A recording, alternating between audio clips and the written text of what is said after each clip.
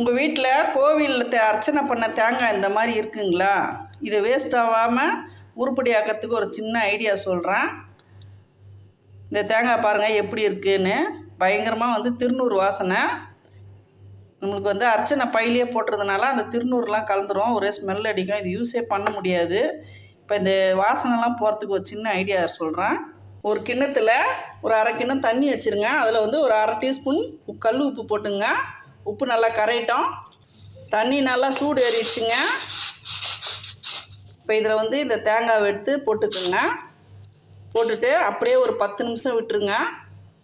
Case of பண்ணிவிடுங்க. அப்படியே இருக்கட்டும் ஒரு 10 நிமிஷம். அவ்வளோதான், 10 நிமிஷம் ஆயிடுச்சு. இப்போ இது இறக்கிடலாம்.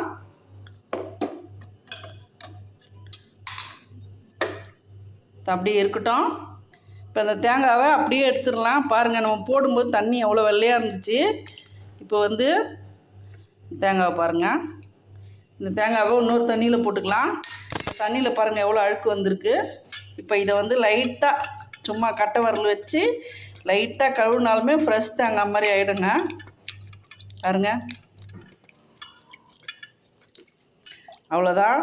ரொம்ப ஸ்பூனில் கூட நான் தேய்க்கல, லைட்டாக தான் தேய்ச்சேன். நீங்கள் தேவைப்பட்டால் ஸ்பூனில் கூட லைட்டாக தேய்ச்சிக்குங்க. பாருங்கள், இதில் கொஞ்சம் கூட வாடையே இருக்காதுங்க. தாராளமாக சட்னிக்கு யூஸ் பண்ணலாங்க. ட்ரை பண்ணி பாருங்கள்.